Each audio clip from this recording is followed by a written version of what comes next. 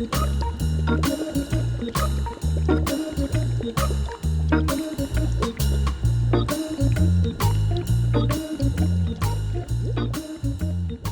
dia, sejam bem-vindos a mais um Café Sem Filtro FECOM, esse ciclo de encontros organizado pela FEComércio São Paulo, por meio do seu Conselho de Economia Empresarial e Política, o CEP, que nessa edição conta com a participação também do Conselho de Relações Internacionais da Casa. Afinal, o tema central é o papel do Brasil no mundo. Uma grande oportunidade para a gente entender o cenário atual e seus possíveis desdobramentos sobre como o Brasil é percebido e recebido pela comunidade internacional. Nos últimos 7 meses, o presidente Lula realizou 15 visitas a 14 países diferentes. Ele foi 2 vezes à Argentina. Com essa intensa agenda internacional, recuperamos o espaço do país na política externa. O posicionamento do Brasil sobre a guerra na Ucrânia nos prejudica? Como lidar com os desafios da escolha ou a não escolha entre Estados Unidos e China? O acordo Mercosul-União Europeia sai ou não sai? E o que realmente importa no fim do dia? Todo esse rearranjo ajuda o empresário brasileiro a alavancar os seus negócios? Eu sou Guilherme Baroli, jornalista da Federação, e vou mediar esse encontro que se inicia com exposições de Rubens Medrano, presidente do Conselho de Relações Internacionais e também vice-presidente da FEComércio São Paulo, e dos co-presidentes do CEP, o economista Antônio Lanzana e o cientista político Paulo Delgado. Na sequência, a gente terá o privilégio de ouvir Otaviano Canuto, ele que já atuou como diretor executivo do Banco Mundial, no FMI e também no BID. Atualmente é membro sênior do Policy Center for the New South, baseado em Washington, com uma visão privilegiada. Canuto gentilmente nos oferece uma análise muito apurada sobre o papel do Brasil no contexto global, com destaque para a nossa relação com os Estados Unidos. Canuto, seja muito bem-vindo, muito obrigado pela sua presença. Depois a gente segue com Roberto Dumas, uma das principais vozes quando o assunto é análise de cenários econômicos internacionais. Ele é professor de Economia Internacional e Economia Chinesa no INSPER, no IBMEC São Paulo, na Fundação Instituto de Administração da USP e na São Paulo Escola de Negócios, e professor convidado na China Europe International Business School e na Universidade de Fudan, em Xangai. Dumas, agradeço imensamente a sua presença também. Ambos os convidados já participaram, inclusive, do Canal 1 Brasil, que é uma realização da FEComércio São Paulo que busca analisar os grandes temas da atualidade para entender os nossos problemas e discutir, sobretudo, possíveis soluções. São análises muito ricas, portanto, eu convido a todos para que acessem umbrasil.com e conheça esses debates e muitos outros. E um último recado, antes da gente iniciar, a gente vai ter aqui no canto da tela um QR Code que nos leva para a nossa página de associação da FEComércio São Paulo. Ao se tornar um ou uma associada da FEComércio São Paulo, você tem acesso a uma série de benefícios, ferramentas, vantagens exclusivas, tudo pensado para ajudar a superar os obstáculos comuns ao empreendedorismo e agilizar o dia a dia dos negócios, independentemente do porte da empresa ou do ramo de atuação. Acesse o QR Code e conheça mais. E para ficar por dentro de tudo que é discutido, defendido e produzido pela Federação, acesse fecomércio.com.br e siga os nossos perfis nas redes sociais. Vamos dar início, então, ao nosso Café Sem Filtro. Ao final, como sempre, a gente vai ter um momento para perguntas do nosso público, então fiquem à vontade para colocar no nosso chat as suas questões. Para abrir, então, as nossas exposições iniciais, eu passo a palavra ao Dr. Rubens Medrano. Doutor, muito bom dia, fique à vontade. Bom dia, muito obrigado, Baroli. Queria cumprimentar os senhores e senhoras que nos acompanham nesse evento da manhã. Cumprimento os nossos ilustres palestrantes, Otaviano Canuto e Roberto Dumas, e também aos companheiros de evento, Lanzano e Delgado, e os demais companheiros da Federação. Sabemos que a pandemia não somente trouxe tristeza e dor às famílias que perderam entes queridos, mas também complicações nas relações comerciais e políticas. Na economia, provocou os mais altos índices de inflação e recessão, ocasionando o desemprego e ausência de investimentos, levando o PIB mundial a níveis baixíssimos. Não bastasse todos esses fatores negativos, o conflito Rússia-Ucrânia veio coroar o rol de adversidades. Nas relações de comércio internacional, colocou-se na berlinda os princípios da globalização e da multilateralidade. nas relações geopolíticas, aflorou a bipolaridade entre as duas grandes economias mundiais, Estados Unidos e China, pelo domínio das inovações tecnológicas e a supremacia no comércio de bens e serviços. Vejam, senhores, a nossa situação. Os dois maiores oponentes são os nossos dois maiores parceiros comerciais. De um lado, China, o maior comprador de commodities, principalmente do agronegócio e de produtos primários. No outro lado, os Estados Unidos, que é o grande mercado de produtos industrializados e de valores agregados. A grande pergunta que paira no mente do empresariado brasileiro é como deve comportar-se o Brasil diante do cenário que se apresenta.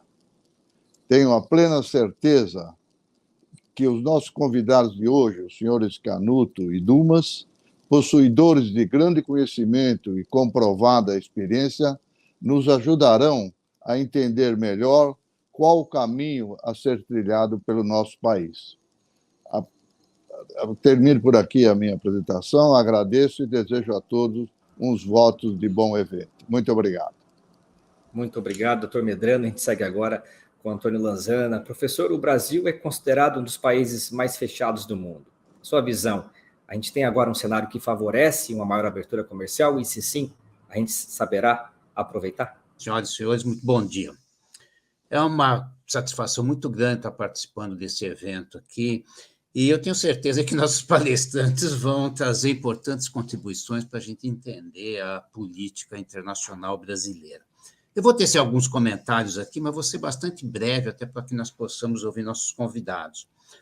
Quando a gente fala, acho que em política externa, política internacional, há vários enfoques que podem ser explorados, mas eu vou aproveitar aqui a pergunta do Guilherme e vou puxar um pouco a brasa para a minha sardinha, que é o lado econômico, enfocar um ponto que, para mim, é fundamental em termos de acelerar o desenvolvimento econômico brasileiro, que é a questão comercial. Eu acho que eu entendo até que uma maior inserção internacional é um dos maiores desafios que o país tem para ser superado nos próximos anos. E eu acho que é interessante colocar esse tema no momento em que o presidente está fazendo tantos contatos internacionais, está se aproximando mais da comunidade. Eu vou começar olhando um pouco um tópico que me parece relevante, que é a questão da produtividade da economia brasileira. Nós, se olharmos aqui nos últimos 30 anos, nossos ganhos de produtividade são muito baixos. Eu tenho alguns números aqui que eu gostaria de apresentar. Nos últimos 30 anos, o crescimento médio da produtividade no Brasil, estou falando aqui de produtividade total de fatores, cresceu 0,4 ao ano. Os desenvolvidos, que normalmente crescem menos, cresceram 1,4, e os países de renda média alta, a produtividade cresceu 3,8 ao ano. É certo que a gente não pode atribuir toda essa baixa produtividade à questão comercial, mas há muita evidência teórica, empírica, que mostra que a integração internacional é muito favorável ao aumento da produtividade e ao crescimento. A gente pode ter uma ideia da importância de produtividade setorial olhando dois segmentos da economia brasileira. Se olha o agro, nos últimos 28 anos, a produtividade do agro cresceu 332%, que é um segmento bastante integrado internacionalmente. De outro lado, se olha a indústria, nesses mesmos 28 anos, que é um segmento, indústria de transformação, um segmento mais fechado, ela caiu 21%. Isso dá uma ideia de impacto de abertura sobre produtividade. Esses dados são da Fundação Getúlio Vargas. O que a gente observa? Embora o Brasil tenha uma boa inserção financeira, o mesmo não ocorre em termos de inserção comercial, né? Se a gente olhar os dados da abertura comercial, a gente vai perceber, como o Guilherme chamou a atenção, nós somos uma economia bastante fechada para o resto do mundo, né? Se a gente somar exportação mais importações sobre o PIB, nosso grau de abertura é 25%. Nós temos uma média de 48%, se a gente olhar assim, alguns países comparáveis, África do Sul, Índia, México, Argentina, Indonésia, e a média nossa é 25, 48 desses países, 59% da média mundial. E o fechamento da economia impede que se tenha acesso a tecnologias mais avançadas. Se a gente olhar a participação de produtos de alta tecnologia nas exportações, elas vêm caindo. O BNDES mostrou isso, o próprio Canuto, em artigo já de algum tempo atrás, também enfatizava essa questão. Tá? Os efeitos positivos da abertura são sobejamente conhecidos, explorados pela literatura, né? Cria renda, emprego, aumenta a produtividade, aumenta a eficiência de alocação de recursos, propicia ganhos de escala, propicia maior acesso à tecnologia, assim por diante. Se a gente olhar a experiência internacional, o que a gente percebe, países que saíram da condição de renda média para renda alta adotaram uma maior abertura comercial. Você olha, por exemplo, o Japão nos anos 50, a Coreia do Sul e Taiwan nos anos 60 e 70, e China nos anos 90 e 2000. Durante as fases em que essas economias se abriram, o crescimento veio de forma muito rápida, de forma muito sustentável. Na realidade, a gente olhando o Brasil, a gente percebe que a substituição de importações é um primeiro passo. O segundo, que é a integração às cadeias mundiais, o Brasil não evoluiu. O Brasil parou no primeiro passo.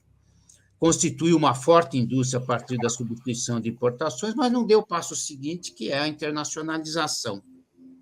Na realidade, a indústria brasileira não está integrada às cadeias internacionais de valor, né? Eu acho que como é que esse quadro se insere no cenário externo hoje extremamente dividido? Como o Medrano comentou, a China é nosso maior parceiro comercial, vindo em seguida os Estados Unidos. Quando a gente fala em abertura comercial, o que a gente está falando aqui é buscar ampliar a exportação, importação, independente do país, né?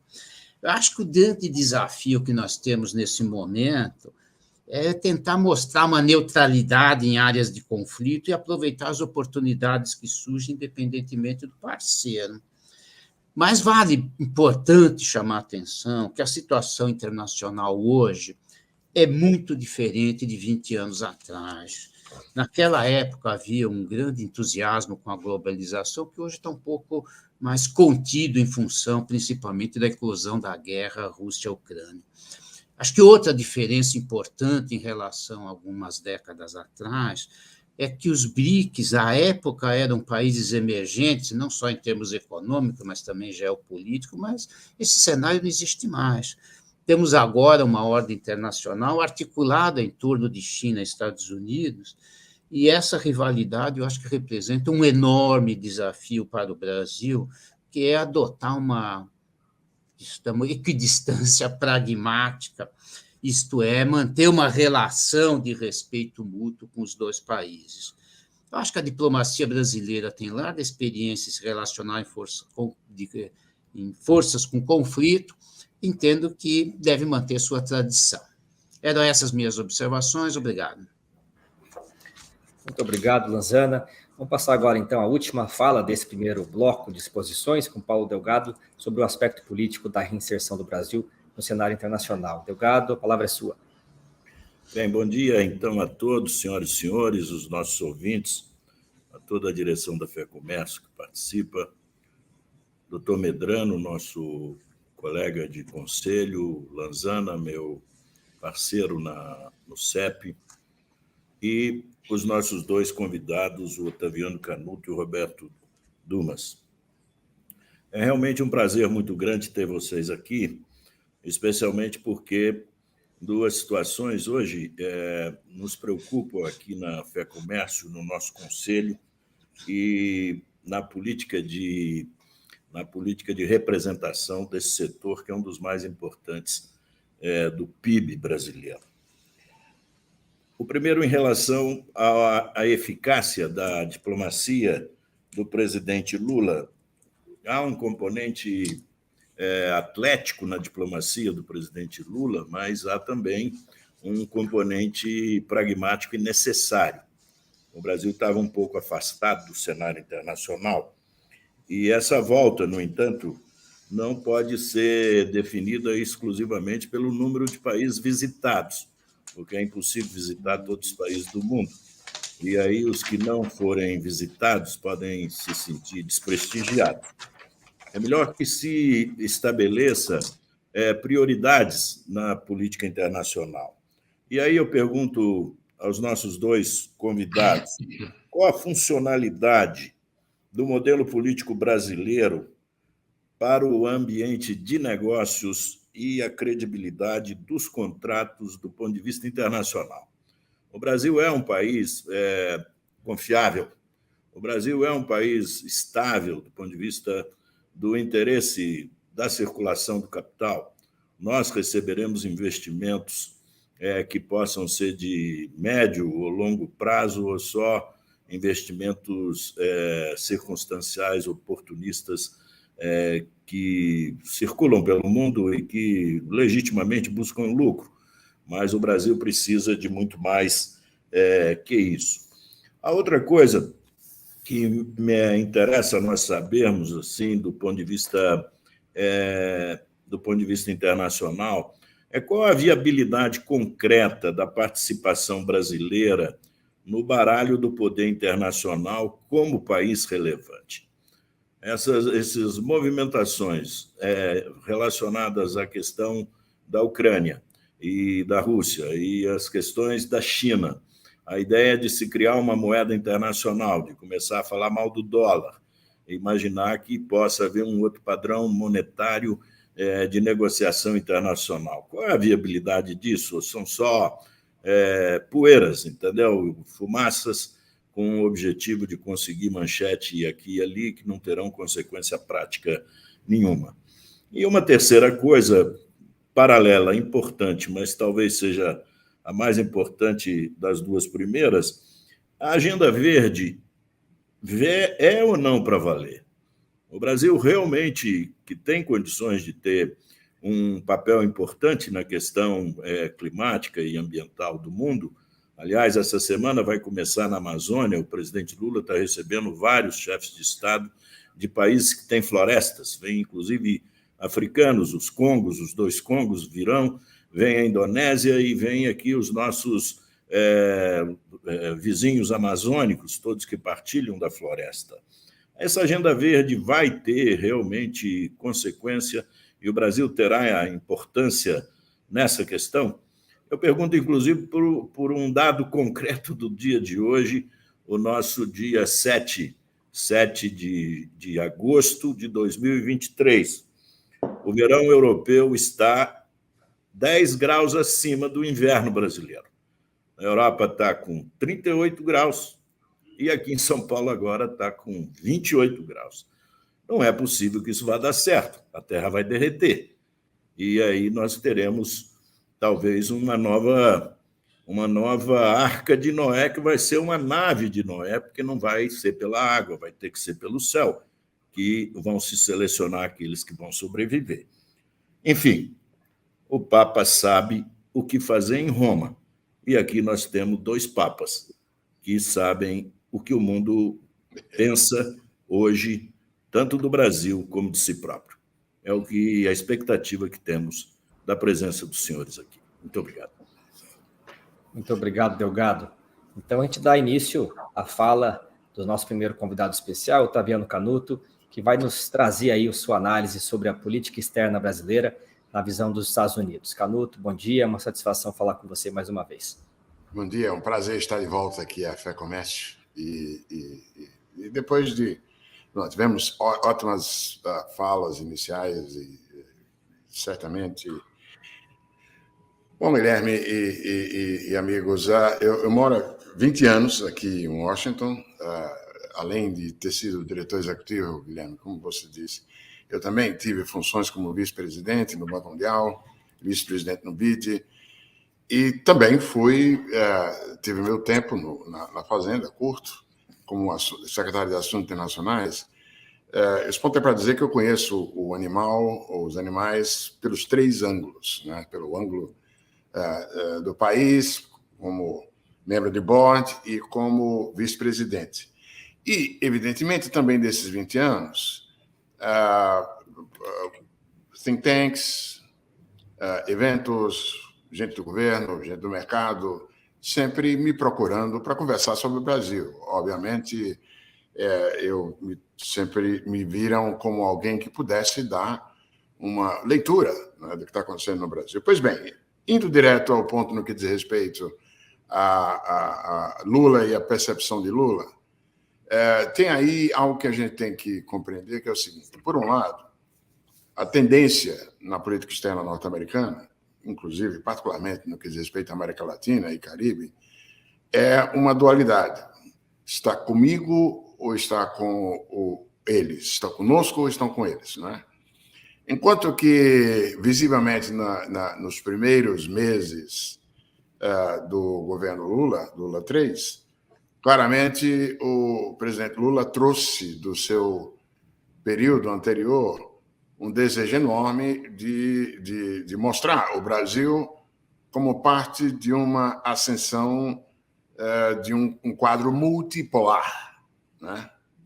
Que só vai acontecer nesse momento algo que envolve necessariamente não apenas a ascensão de China, mas também os eventos acompanhando a invasão da Ucrânia. Então, você tem aí um descompasso. Eu quero crer que a atitude do presidente Lula, as falas na China e assim por diante, as falas dele, inclusive, em relação à Venezuela, a Cuba, a Nicarágua, etc. e tal, tem que ser vista à luz dessa tentativa do Lula de botar o Brasil como um desses participantes do núcleo de novos polos. É evidente que a substância para se tornar um polo, nesse momento, não é equiparável. O Brasil com China, Europa, já que, evidentemente, particularmente o nosso desempenho econômico não tem sido, digamos assim, tão favorável quanto o de China. O Brasil não se tornou uma potência, mas tem a agenda do Lula, assento no Conselho de Segurança Nacional e assim por diante. Então, tem, nesse sentido, é claro que há um pouco de decepção por parte de americanos que esperavam algum tipo maior de alinhamento do Lula e do Brasil, mas, a rigor, de qualquer maneira, pelo menos o lado dos democratas no governo americano continua muito satisfeito com o fato de que não temos mais Bolsonaro e a sua óbvia vinculação com Trump e com movimentos autoritários presentes hoje no mundo. Eu acho que, para entender mais ou menos a sequência, quão importante é a sequência de choques que o Medrano apresentou muito bem, tem que levar em conta o seguinte: eu diria, nos últimos, cerca de 30 anos atrás, né, nós tivemos uma espécie de deslocamento de placas tectônicas na economia global, né? 3, eu sugeriria. Uma, claro, da noite para o dia, em termos históricos, a entrada no mercado mundial, na economia de mercado mundial, de 1 bilhão de novos trabalhadores. A oferta de trabalho cresce 1 bilhão, com aspirações salariais, inclusive, abaixo daquelas do resto do mundo. Evidentemente que eu estou me referindo aqui não apenas à queda do Muro de Berlim, mas principalmente às reformas que o Deng Xiaoping fez, abrindo a economia chinesa ao investimento, algo que subjaz às 3 décadas, ou pelo menos as 2 décadas principais de grande crescimento com mudança estrutural. Bem, uma segunda placa tectônica, também que se moveu, e que é importante para hoje, foi uma queda brutal no preço do capital. A primeira, o ingresso de 1 bilhão de pessoas, proporcionou uma queda no preço do trabalho, no mundo, na economia global, na economia de mercado global. A segunda tendência que me refiro tem sido a de juros decrescentes nas últimas décadas, até recentemente, e abundância de liquidez, é claro, com volatilidade no caso de emergentes, mas mesmo assim, abundância de dinheiro. E como resultado dessas duas placas tectônicas, a superabundância de capital e juros baixos e do ingresso de 1 bilhão de pessoas, a gente teve uma terceira, que foi uma revalorização dos recursos naturais. Essa para cima, preço de recursos naturais indo para cima. Pois bem, essas três placas tectônicas, elas acabaram, de certa maneira, imprensando boa parte da América Latina no que diz respeito ao peso de indústria e a elevação da importância dos recursos naturais. É claro que isso foi ainda mais acentuado no caso brasileiro por conta, como bem dito, bem apresentado pelo professor Lanzana, pelo fechamento comercial. O Brasil, em termos comerciais, está entre os países mais fechada comercialmente. Fechada não apenas no sentido de exportações e importações como proporção de PIB, mas pela altura e pela extensão de barreiras tarifárias e não tarifárias. E o país paga um preço, em termos de produtividade, por isso, como bem disse o professor Lanzano, com uma exceção que é um negócio... São poucas exceções. As exceções, não exceções no Brasil, que confirmam a regra. Exceções de sucesso no sentido de que ficaram fora da camisa de força do fechamento comercial. Eu tenho em mente aqui Embraer, que pode operar como uma cadeia de valor. Eu tenho em mente a Petrobras, particularmente a Petrobras, antes de ser submetida a ordens de compra local, que operou como cadeia de valor, e tem em mente a agricultura. Aliás, é uma exceção na produtividade. Enquanto a nossa produtividade, como muito bem dito, em termos médios e particularmente na indústria, tem sido tão baixa quanto o professor Lanzana abordou muito bem, a agricultura é exceção. A produtividade agrícola brasileira, números vêm mostrando recentemente que é a de maior expansão a produtividade agrícola brasileira nas últimas 2 décadas. Então, nós temos nessas placas tectônicas que se deslocaram esse efeito que se abate sobre o Brasil, oportunidade bem aproveitada por agricultura e, em menor medida, também pelos outros recursos naturais, e completamente à margem, fora das cadeias de valor e com baixo incremento de produtividade da indústria brasileira. Pois bem, essas 3 placas tectônicas, elas, gerando essa mudança estrutural brutal na economia global nas décadas dos anos 90 e 2000, caminhando de lado na década de 2010, elas foram sujeitas a um conjunto de choques, como bem descrito pelo Medrano. Você tem uma série de choques cujo resultado tem necessariamente qualitativo. Pois bem, mesmo antes da pandemia, nós tivemos já na década de 2010, não por acaso, quando globalização passa para ser uma slowbalização, devagar, com uma constância do grau de abertura, do volume de exportações como proporção do PIB no mundo, enquanto explodiram com a globalização 2.0 nas décadas lá em que estão sendo juntos capital e mão de obra barata, né, e abundante, a gente passa a ter um movimento mais ou menos paralelo. E ali, naquele período, ao seguinte, a globalização trouxe 1 bilhão a menos de pobres no mundo. Resgatou 1 bilhão de pessoas, né? A integração comercial, a globalização 2.0. Por outro lado, no mesmo período, nos países avançados, na maior parte dos países avançados, houve um aperto de condições para a classe média baixa, e a classe baixa é um período em que a gente tem um grau de concentração de renda monstruoso. Depois da crise financeira global, os acréscimos de renda são particularmente obtidos pela parte de cima da pirâmide.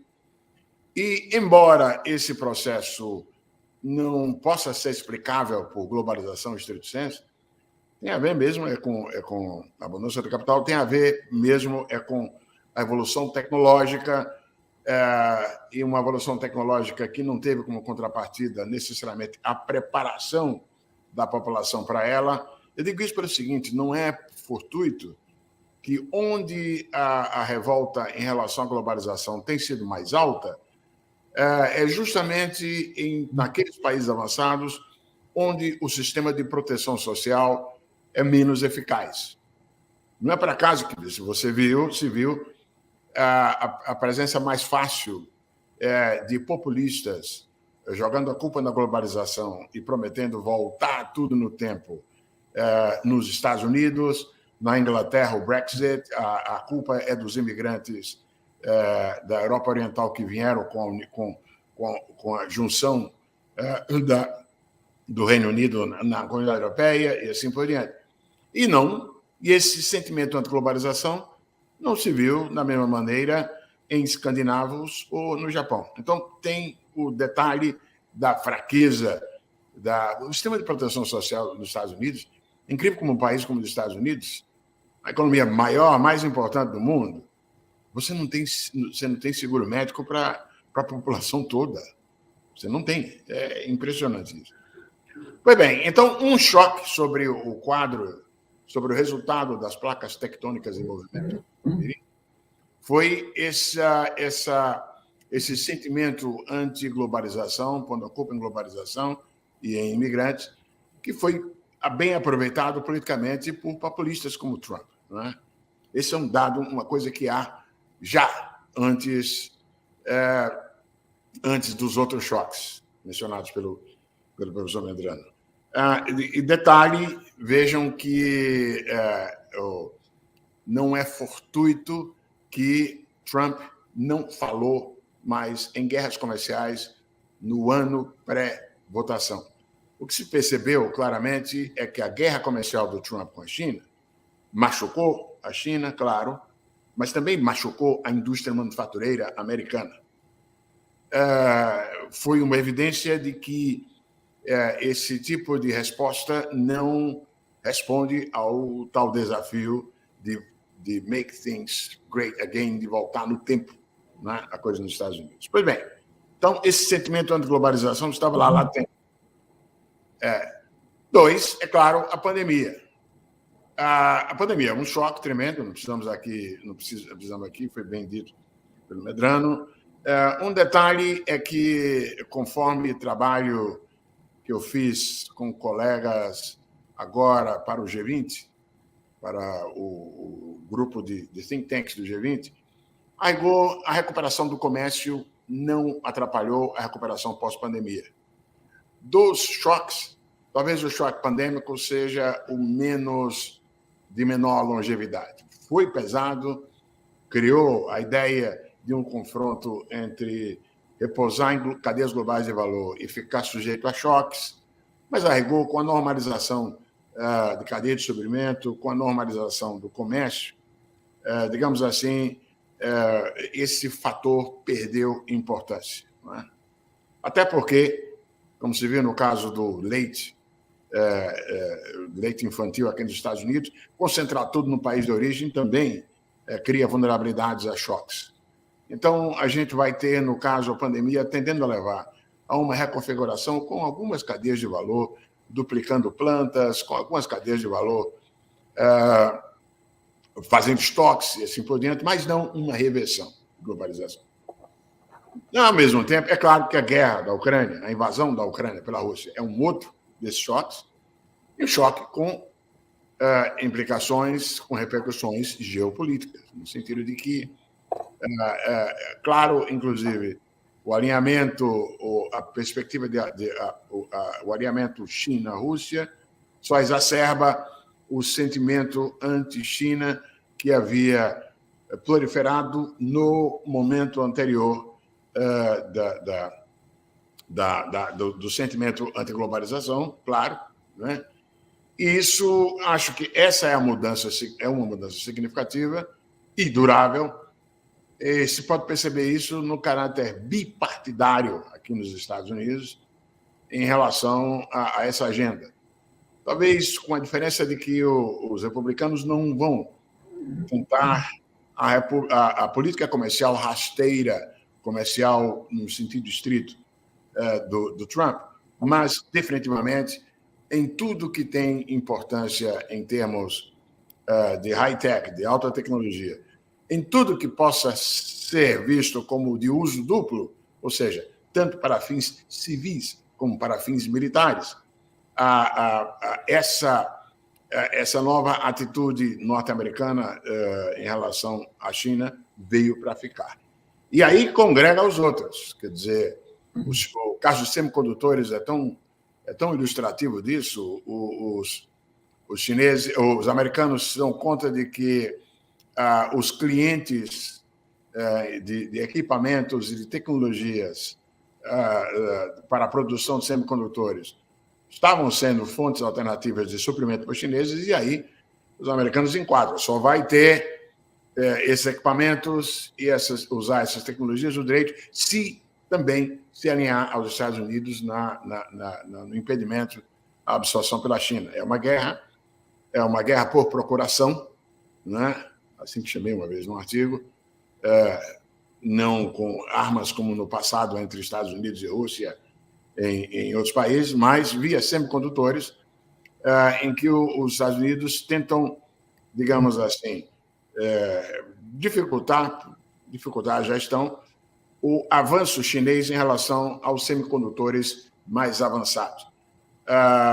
Como nós sabemos, e tem aqui o grande Dumas, e não vou entrar nisso, a China usou globalização como escada, juntando o seu esforço doméstico em complemento à absorção e aprendizado tecnológico no exterior, para ir subindo na escada de valor agregado nos setores.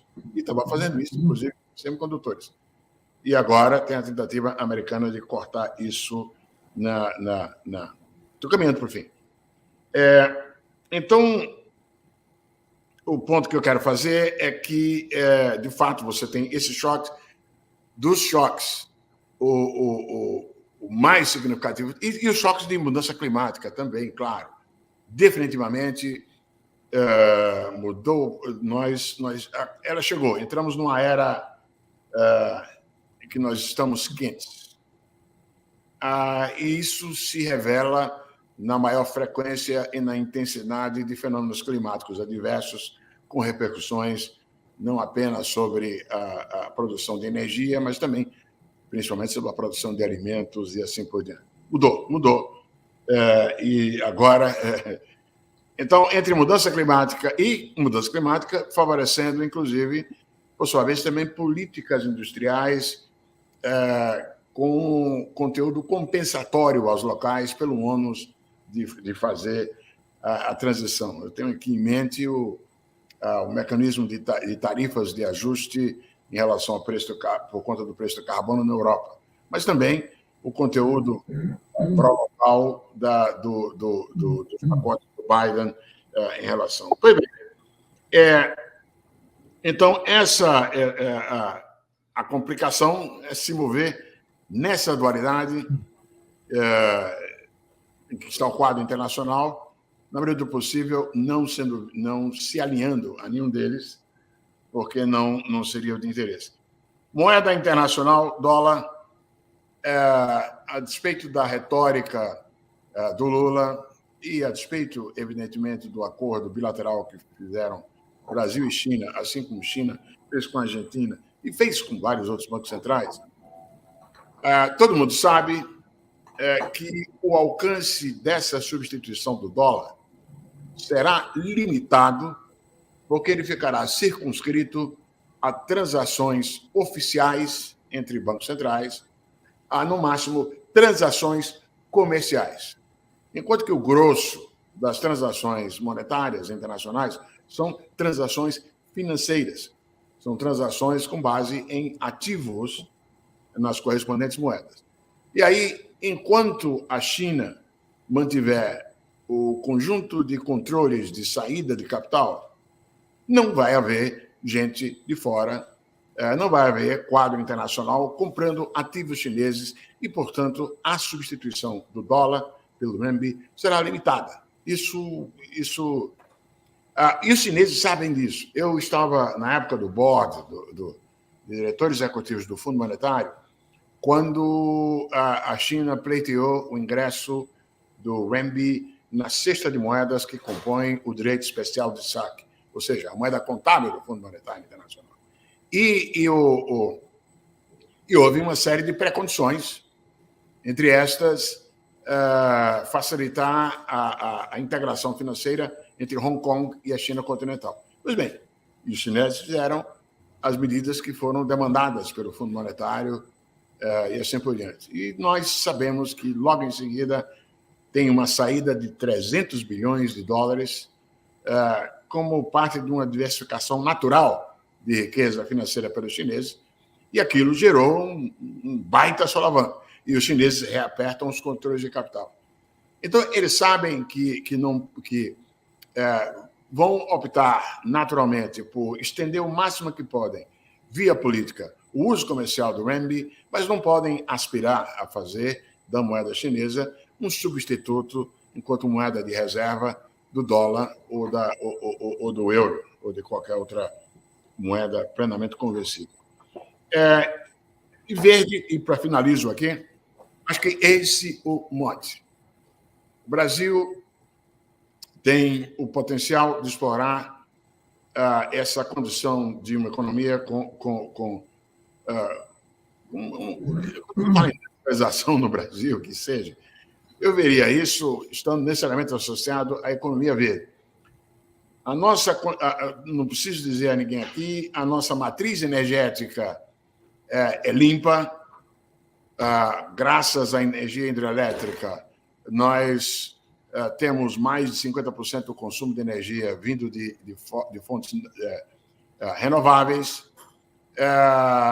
E o nosso ponto frágil na equação das contribuições à mudança climática só está no desmatamento, está na erosão. Aí sim, nós emitimos mais carbono do que aquilo que, inclusive, mostramos, ou pelo menos essa contribuição negativa compensa, em grande medida, o nosso potencial energético. Nós temos que voltar a isso. Esse é um bom sinal, o compromisso do governo Lula com isso, ao contrário da devastação na era Bolsonaro, tá certo?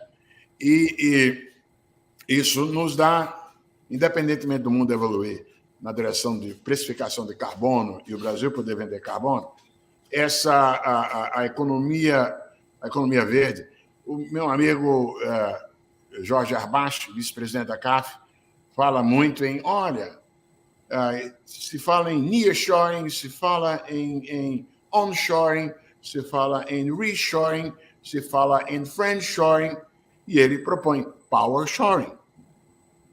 O que nos daria o uso, a produção e o uso de formas verdes de energia como base para processos de reinserção do Brasil com base em processos intensivos em desenvolvimento. Então, o desafio nosso, quero crer, teve também, não posso deixar de falar sobre isso, me perdoem, a percepção do Brasil. Houve maior, eu digo isso pelas conversas com parceiros aqui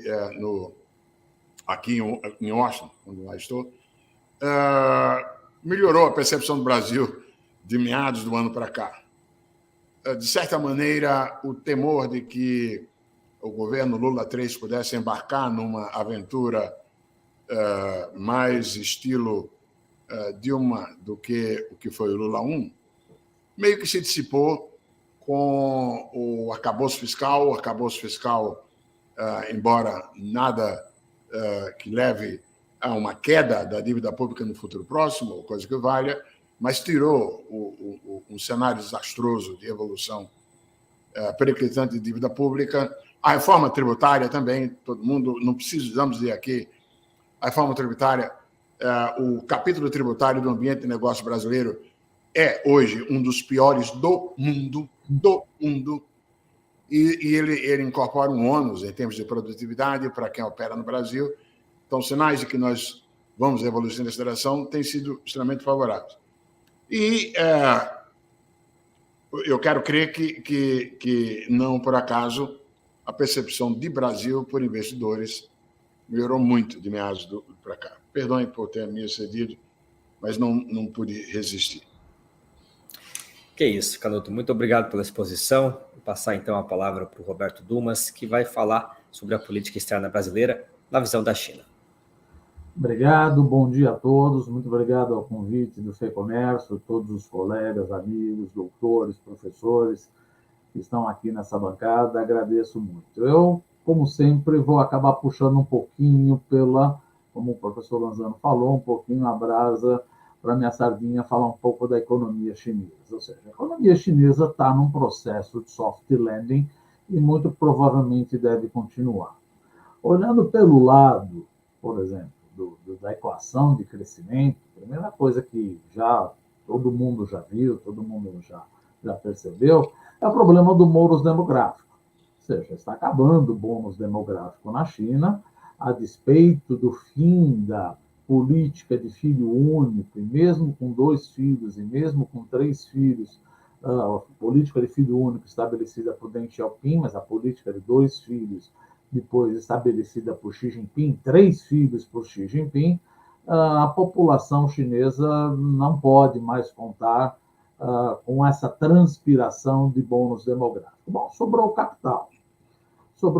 O problema é que a economia chinesa está extremamente alavancada. Estima-se aí, você não vai pegar números absolutamente factíveis ou que possa confiar, mas estima-se que esteja mais ou menos 350% do PIB.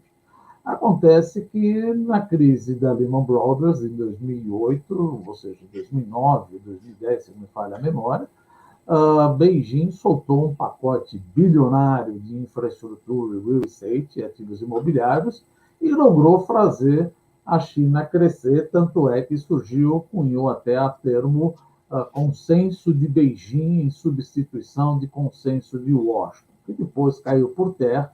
Veio a pandemia, fizeram mais uma política fiscal expansionista, só que acontece, como toda economia, quanto mais capital você põe, tudo mais constante, você entra num retornos decrescentes, que a gente chama do ICOR, o Incremental Capital Output Ratio. Você investe, e está gerando cada vez menos PIB. É só pegar o nível de alavancagem da economia chinesa e o PIB. Veja, o PIB cresce, mas eu estou me alavancando cada vez mais e crescendo menos.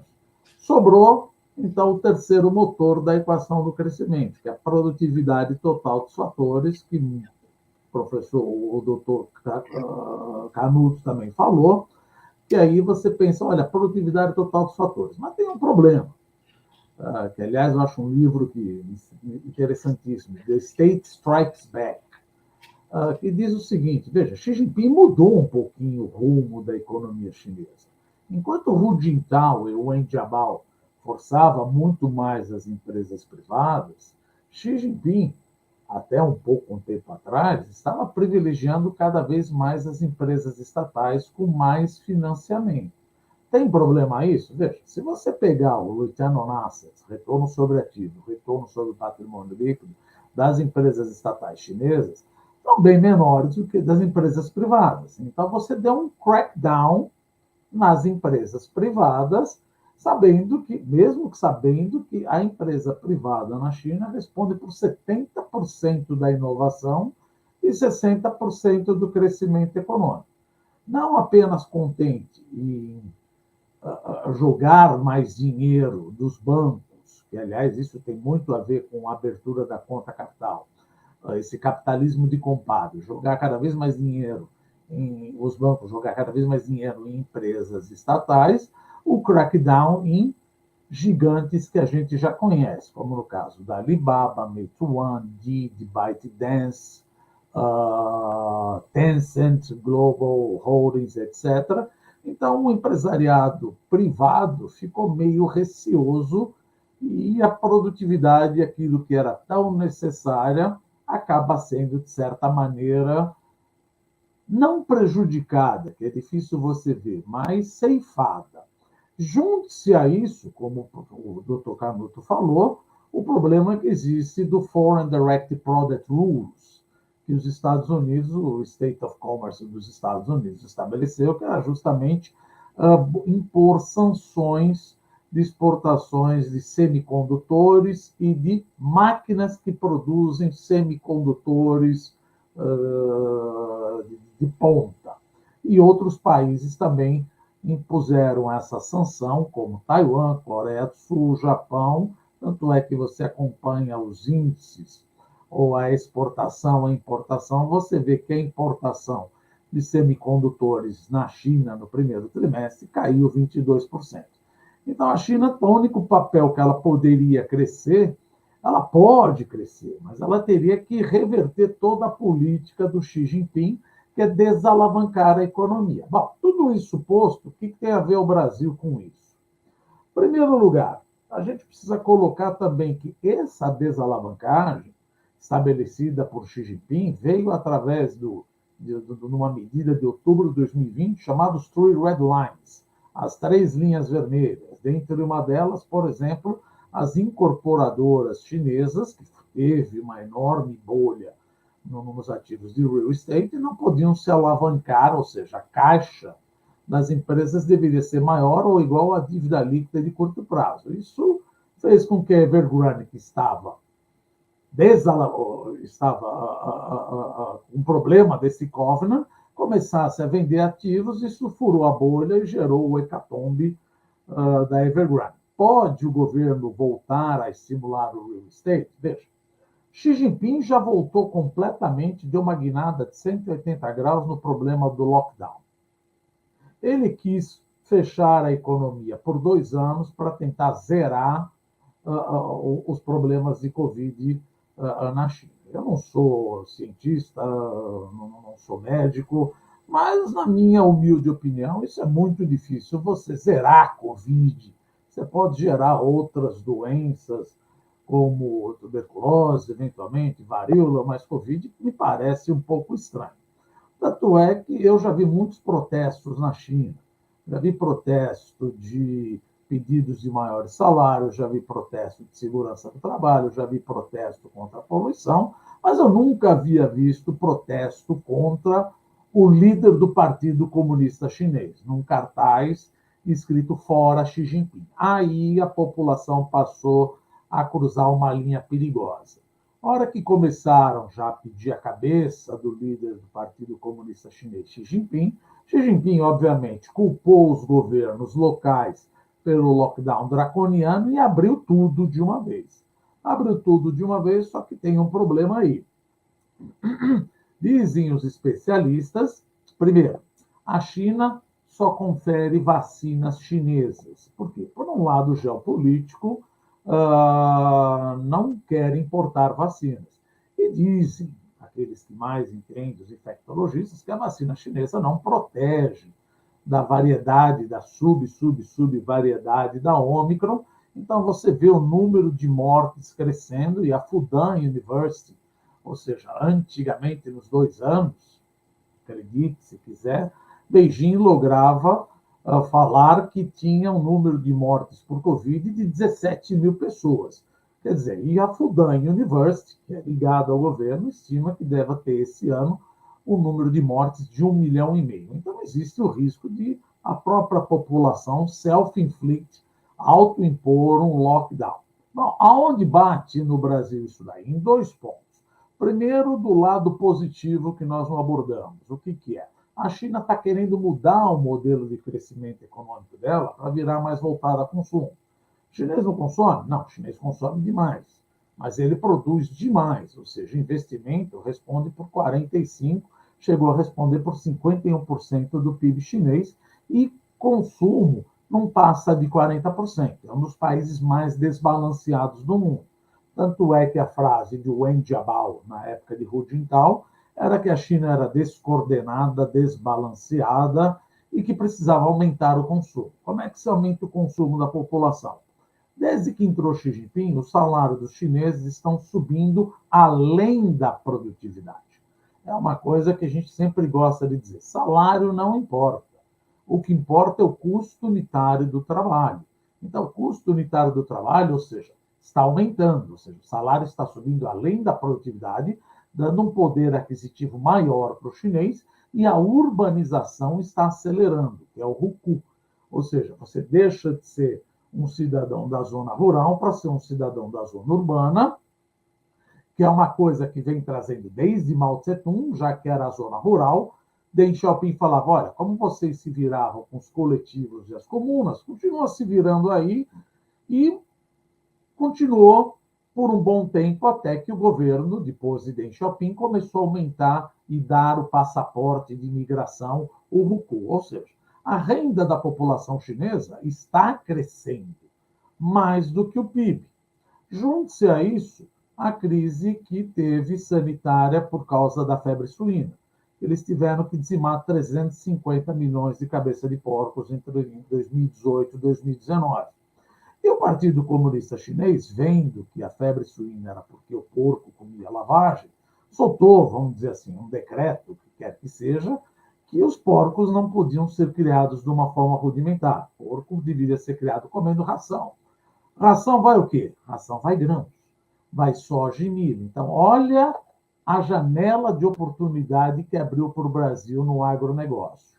Tanto exportação, por exemplo, 2018, 2019, 2020, de carne suína, como carne bovina, carne suína não mais, e também grãos. Então, o agronegócio tende muito a se beneficiar.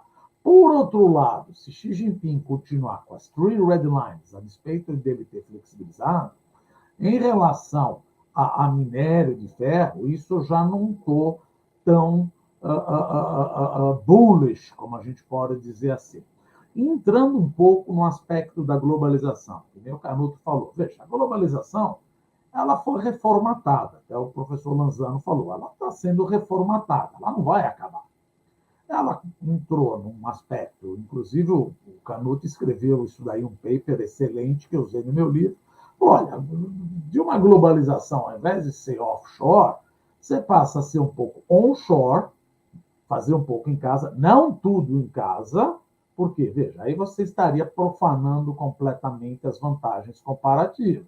E outra, o país também pode estar sujeito a uma epidemia, a um civil unrest, a um problema de golpe, então você também faz, além de offshore, um pouco onshore, nearshore, ou seja, veja como o peso mexicano, a despeito de várias moedas continuarem depreciando, o peso mexicano apreciando, porque o México é o maior competidor da China na América Latina. Estados Unidos começou a fazer outsourcing no México. Então, isso importa e ajuda o Brasil também, ou seja, além do nearshore, o friendshore por causa da guerra da Ucrânia. Não dá para confiar, por exemplo, no que aconteceu com a Angela Merkel, confiar no suprimento de gás natural da Rússia, e veja o que aconteceu com a guerra da Ucrânia, dando aquele fechamento das torneiras do gás natural. Então, o Brasil tem essa possibilidade. Agora, do lado conjuntural, é importante deixar claro o seguinte, existem dois Brasis. O Brasil absoluto, que vai bem, obrigado, mas temos os nossos problemas, e o Brasil relativo. Estados Unidos e os investidores, tanto de curto prazo quanto de longo prazo, estão vendo isso. O que eu quero dizer com o Brasil relativo? Veja, a pessoa que vai investir, ou o cara que vai investir, ou mesmo o empreendedor que vai investir, ele começa a olhar o mundo. E o mundo não é infinito. Ele olha a Ucrânia, veja, não dá. Ele olha a Rússia, ele olha a Belarus, ele olha o leste europeu, ele olha a Turquia, ele olha a Venezuela, ele olha a Argentina, fala, gente, o que tem para eu investir onde tem um potencial de crescimento? Então, você vê, você tem Índia, você tem a China, que aí não seria bem um mercado em desenvolvimento, você tem o México e tem o Brasil. Dinheiro acaba vindo para o Brasil e tem um outro ponto, que o Brasil é a principal porta de entrada dos chineses na América do Sul. E os Estados Unidos estão vendo isso também como, apesar dos chineses quererem ganhar dinheiro, investir em infraestrutura, há de se levar em consideração que existe também um interesse de exercer o soft power chinês entrando na América do Sul. Não é uma guerra fria como era a União Soviética e Estados Unidos, onde a União Soviética queria impor o comunismo, que, aliás, é importante deixar claro, não tem nada de comunismo na China, pode ser um capitalismo de mercado, um socialismo, quer que seja, mas um comunismo nos moldes da Coreia do Norte. Não é isso que acontece, e não é o que acontecia com a União Soviética querendo impor. E, ao mesmo tempo que essa globalização, o Brasil precisa tomar cuidado, porque mesmo com novos acordos comerciais, por exemplo, poderia-se pensar na União Europeia, o Mercosul, etc., e o Mercosul fazer um acordo de livre comércio com a China. O problema é que Paraguai considera Taiwan um país independente. Então, é complicado achar que nós vamos ter um acordo de livre comércio na China, tendo Paraguai considerando Taiwan um país independente. Os Estados Unidos não considera isso. E um outro ponto que eu queria colocar, que não foi colocado aqui, em relação aos BRICS. O Brasil, Rússia, Índia, China e África do Sul, estabelecido por ONU lá nos anos 2000, etc., mas a gente precisa deixar em consideração o seguinte: enquanto naquela época o executivo do Goldman Sachs colocou os BRICS como um grupo homogêneo, ou seja, que estava pronto para decolar, é importante deixar claro que se trata agora de um grupo absolutamente heterogêneo. Não que fosse totalmente homogêneo, mas, por exemplo, a China continua crescendo a passos largos, a Índia continua crescendo. Por outro lado, a China e a Rússia são duas autocracias, a Índia e o Brasil são duas democracias. Então, nós estamos falando de um grupo absolutamente heterogêneo. E aí entra um pouco a política externa brasileira, que na minha opinião, fica um pouco difícil de entender. Veja, o Brasil tem um poder em relação aos BRICS. Ele é uma contraponta, não tão forte como a China. Mas agora, aumentar o grupo dos BRICS, colocando Irã, Venezuela, Arábia Saudita, isso, ao invés de ser apenas um grupo como contraponto, eventualmente, por exemplo, do New Development Bank, como contraponto às entidades, às instituições de Bretton Woods, por exemplo, o Banco Mundial, o FMI, fazer o Banco dos BRICS, parece que é um grupo anti-americano.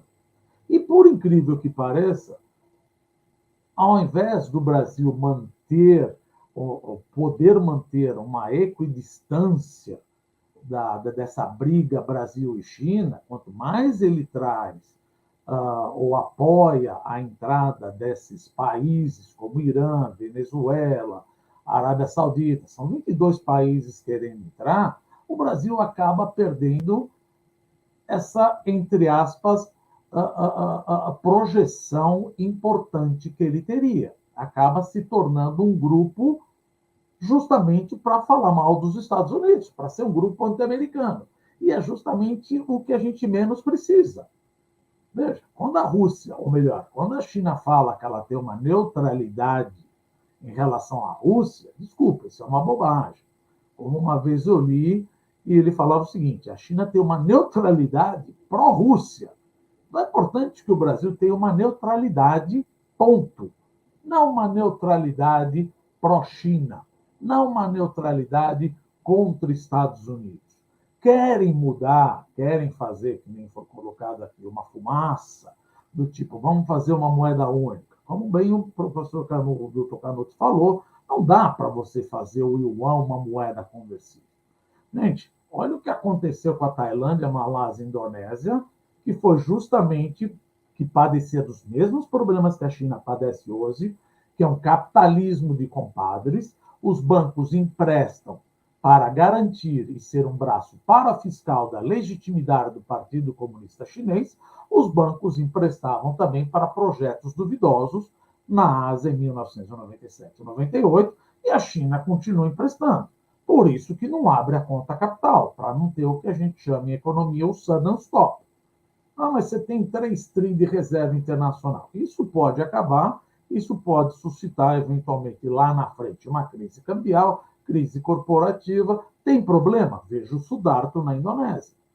Veja, economia, política e sociedade, a gente sabe, é uma coisa só. Se a economia vai mal, a sociedade reclama, eu peço a cabeça do rei. Sudarto caiu, teve a bomba de Bali, Timor-Leste ficou independente. A China não pode se dar ao luxo de ter uma crise que pode suscitar tensão social e aí começar a se desmembrar, como eventualmente a Indonésia começou com a independência de Timor-Leste.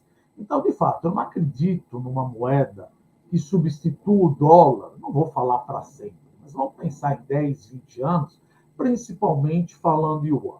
Falar da moeda dos BRICS, isso é mais longe ainda, isso é uma coisa um pouco delúgio. Porque, veja, a Europa, já no discurso de Winston Churchill, em 1946, na Universidade de Zurique, ele falou, gente, a Primeira Guerra Mundial começou com França e Alemanha. A Segunda Guerra Mundial começou com França e Alemanha, em 1946. Então, para a gente ter uma spiritually great França e Alemanha, a gente precisa dos Estados Unidos da Europa. E aí começou a surgir a Comunidade Europeia, foram agregando cada vez mais a União Europeia, caiu o Muro de Berlim, François Mitterrand, com medo danado, com Helmut Kohl, falou, olha, não é hora de nós unirmos e fazermos uma moeda única. François Mitterrand dizem, né, que chegou para Helmut Kohl e falou, olha, ou a gente acelera a nossa unificação, ou digo para os aliados não apoiarem a reunificação alemã. E aí surgiu a zona do euro, e agora você tem 20 países completamente díspares, Letônia, Lituânia e Estônia, com uma inflação de 10%, 11%, Hungria com uma inflação de 2,5%, França com uma inflação de 5%, e a Christine Lagarde tendo que decidir qual taxa de juros vai adotar para todo mundo. Então, veja, uma moeda que foi estabelecida lá atrás, ou seja, começou o arcabouço lá em 1946, ainda padece de problemas de nascença, ou seja, você não tem o federalismo fiscal. Achar que eu vou ter uma moeda dos BRICS, ou mesmo uma moeda para o Mercosul, em que pese que o ministro Haddad está falando, não, é uma moeda para transação, eu acho isso muito difícil e continuo achando que a moeda internacional, por um bom tempo, como colocado pelo Canuto, vai continuar sendo o dólar. Mas o dólar não é questão de ser bom. Veja, o euro é uma moeda fragmentada. As melhores instituições financeiras e de mais liquidez estão nos Estados Unidos. Então, não adianta levantar a bandeira, eu não entendo por que eu dependo do dólar. Você depende do dólar porque o mundo quer mais o dólar.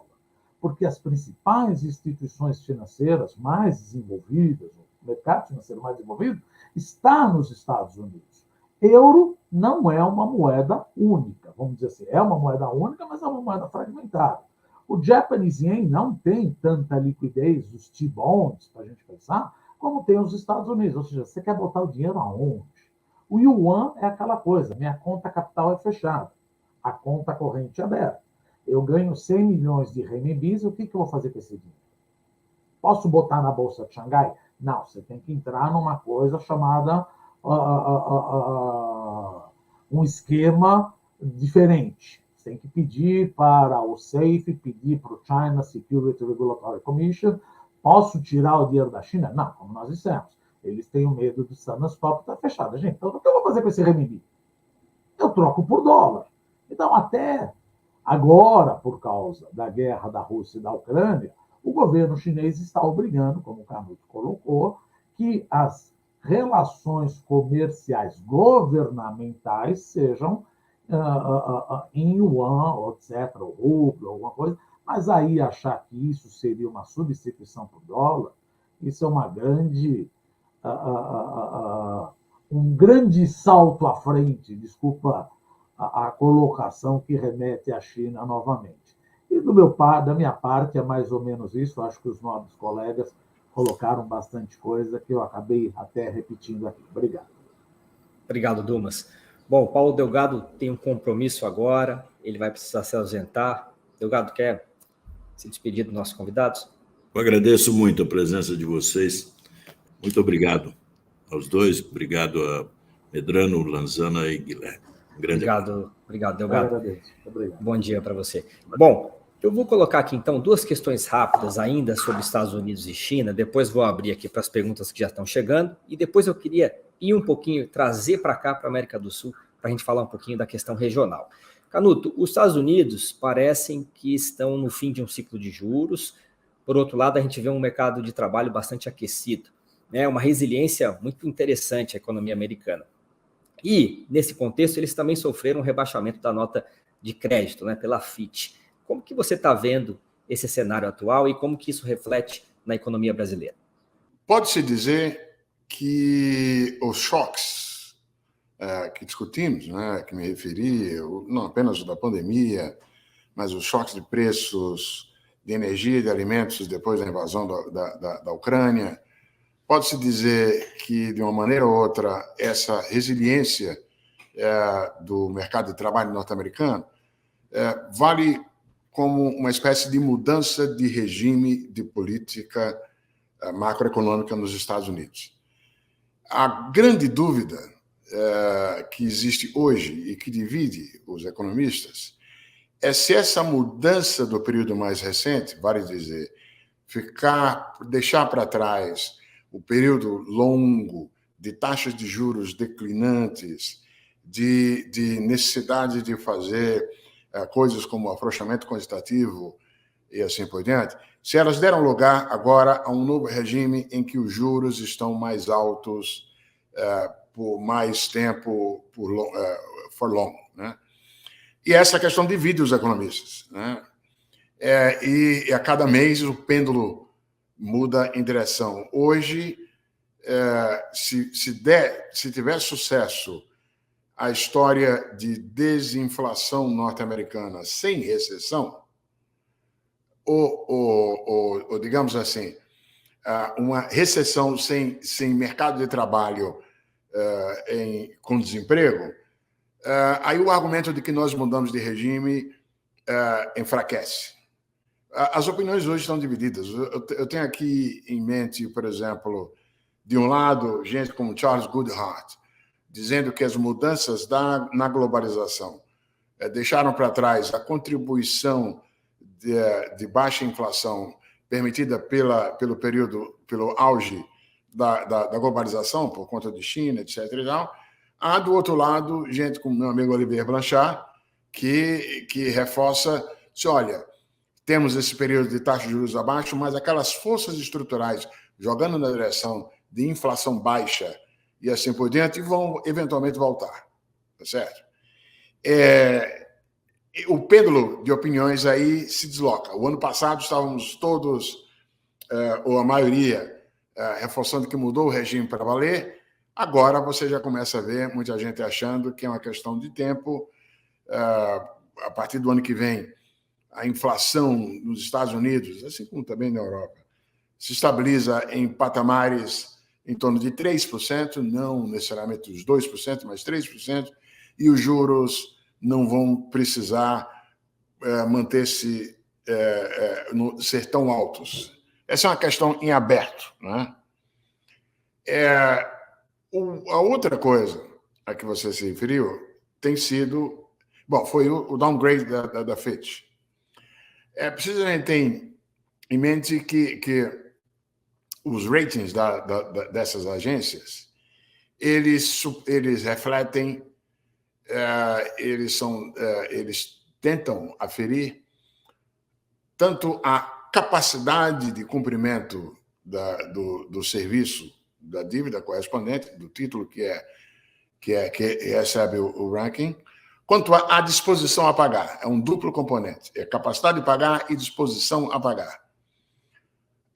Se alguém acha que disposição a pagar não importa, basta a gente lembrar do ex-presidente Rafael Correa, no Equador, quando cheio de dólares nas reservas, por conta das exportações de petróleo pelo Equador na época, mesmo assim decidiu dar um calote. E também foi a falta de disposição a pagar que a Standard & Poor's utilizou lá em 2011 para fazer o downgrade do Tesouro, né? Até porque, pelo lado de capacidade de pagamento, o argumento da Standard & Poor's não era muito forte, e na época houve uma controvérsia muito forte, eu lembro muito bem, do Tim Geithner questionando o rating da Standard & Poor's. Pois bem, de certa maneira, a Fitch agora usou um argumento similar ao da Standard & Poor's em 2011. Vale dizer, a possibilidade de um calote da dívida norte-americana que se assistiu na dificuldade de fechamento do acordo em relação ao teto de dívida, assim como foi o caso em 2011 da Standard & Poor's, revela uma deterioração da governança e um risco maior de que, eventualmente, o governo americano não tenha a disposição a pagar, mesmo tendo demanda para os seus papéis. É um fato.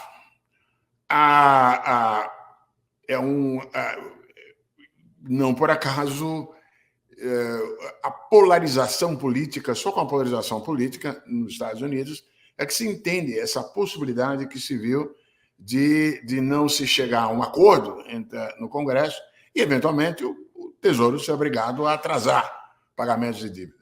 Então, concretamente, faz sentido, né, o downgrade.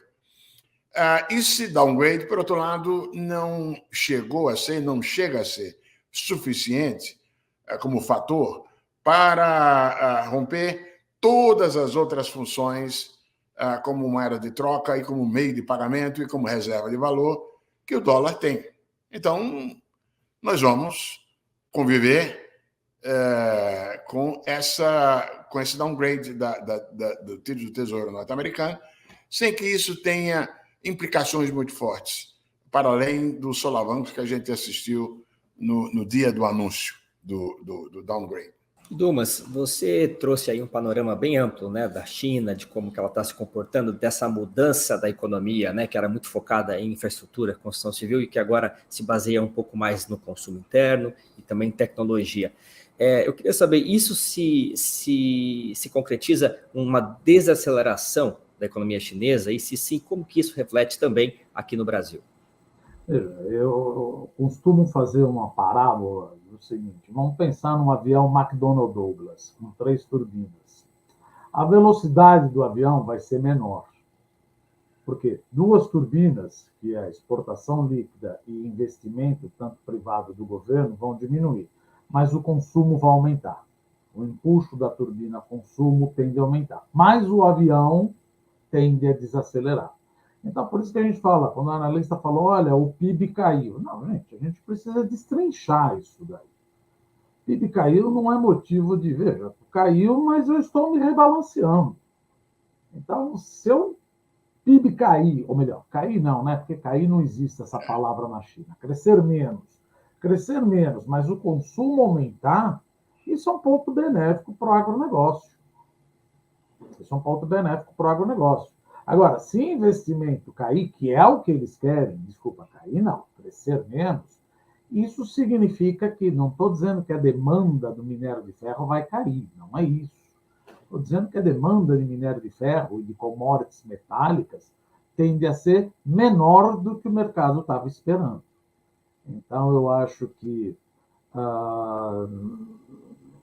é um pouco simplista o analista olhar e falar o PIB foi menor ou o PIB foi maior, isso é bom ou é mal para o Brasil? Pode ser bom ou mal, quero saber qual é o motor que desacelerou dentro da equação da demanda e qual é o motor que acelerou. Agora, se todo mundo desacelerar, obviamente, aí isso não é bom nem para o agronegócio, nem para o segmento de commodities metálicas. Uma pergunta aqui do Inácio Cornejo. Ele pergunta como que os senhores veem o Brasil em um contexto tão complexo como o da Ucrânia, sem poder enviar seus alimentos para países muito necessitados. Como é que é? Eu não entendi. Nós não podemos enviar nossos alimentos ou a Ucrânia não pode enviar os alimentos? Acredito que seja em referente àquela questão dos grãos. Ele não deixa claro aqui. Isso eu acredito que seja. Também eu não entendi isso. Como assim o Brasil? Veja, isso daí, na minha opinião, depois o Canuto pode completar, obviamente, é uma política da Rússia de querer enfraquecer a Ucrânia, porque a Ucrânia depende de grãos. Então, além dela, obviamente, ter um impacto, veja, a vida já está complicada para a Rússia com amigos, com mais inimigos é pior ainda. Então, eu acho difícil ela chegar e falar, quero impor alguma coisa draconiana no sentido negativo para países da África e do Oriente Médio, que é o que mais sofre. Eu acho que o objetivo aí é mais influenciar a economia ucraniana. Então, eu acho que esse é o ponto do bombardeio de Odessa. Porque o que Putin quer é uma coisa que, para mim, não vai acontecer. Ele quer toda a parte do Nordeste, Luhansk, Donetsk, Zaporizhzhia, Kherson, Crimeia e Odessa. Ou seja, ele quer pegar tudo aquilo. Todo o lado Nordeste, Sudeste e Sul. A probabilidade do Zelensky e do Ocidente permitir isso é quase nula. Então, a guerra tem muito a continuar ainda. Tem muito a continuar. Volatilidade do preço de alimentos e fertilizantes é preocupante. Muito bem. O Dumas disse muito bem. E há que levar em conta, inclusive, o fato de que os danos à capacidade de produção de grãos da Ucrânia são duráveis. Pense que boa parte da área de produção de grãos da Ucrânia, hoje, está cheia de mina no chão. A produção não vai voltar fácil. Da mesma maneira, o escoamento é impossível de ser feito numa escala muito grande, das mais áreas, pela falta de ferrovias, pela falta de outros meios de transporte. Então, a compressão que o aperto russo sobre a produção de grãos da Ucrânia é um choque potencial e um aumento enorme da necessidade de Brasil. Tem um elemento nessa equação também aí que a gente não pode esquecer, é o seguinte: o Brasil precisa de fertilizantes importados, né? Uma boa parcela da Rússia. E a rigor, essa função brasileira cobrindo o vácuo, ajudando a cobrir o vácuo da saída da Ucrânia e a própria exclusão da Rússia, depende de manter-se o circuito de fertilizantes. Isso não é uma questão muito fácil, não. E uma coisinha só, da ótima apresentação do Duma sobre o rebalanceamento chinês, né? Em 2011, quando eu tive lá no Hall of People representando o Banco Mundial na cerimônia de 10 anos da China, na OMC, eu escutei do meu lado o próprio presidente Hu Jintao repetir as palavras do Wen Jiabao e meio que dizer assim o seguinte: a China precisa rebalancear. Foi a primeira vez em que eu vi de autoridade chinesa a menção a isso. E um componente desse rebalanceamento, disse o Hu Jintao na época, está entre o setor privado e o setor público, entre as empresas estatais e públicas, e não por acaso o FMI, em todos os relatórios anuais sobre a economia chinesa, destaca o diferencial de produtividade entre as empresas que convivem, estatais e privadas, que convivem, onde convivem dentro da China, para realçar o ganho de produtividade que a China poderia ter caso essa orientação de rebalanceamento entre setor privado e público nos setores que Hu Jintao mencionou que iria fazer, tivesse sido acompanhado. Acho que esse a dimensão do rebalanceamento prometido pelo Hu Jintao, que o Xi Jinping deixou de fora com o refortalecimento do partido. E a China paga um preço por isso, né?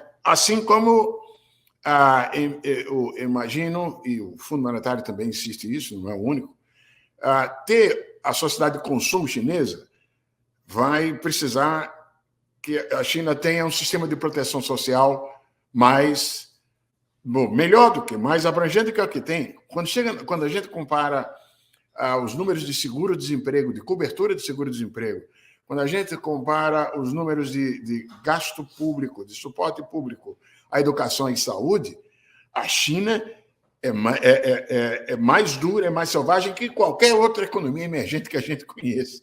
É claro que em tais condições, como é que você vai querer que o chinês deixe de poupar? Ele precisa poupar, porque senão, quando ele chegar velho, ele está lascado, porque não tem Bolsa Família, não tem aposentadoria, não tem seguro-desemprego, então os chineses, para ser consistentes, vão ter que reforçar o sistema de proteção social. A gente precisa reforçar isso, porque às vezes tem gente no Brasil que só olha um lado da China e esquece do outro. Tá certo? Agora, uma pergunta mais ampla sobre a percepção externa da nossa economia, do presidente do Conselho do Comércio Atacadista aqui da FEComércio, representante também do Sindicato das Empresas de Sucata de Ferro e Aço de São Paulo, o senhor Roberto Carlos da Silva. Ele quer saber como que os nossos parceiros internacionais estão vendo as notícias referente à reforma tributária que já está em análise no Senado.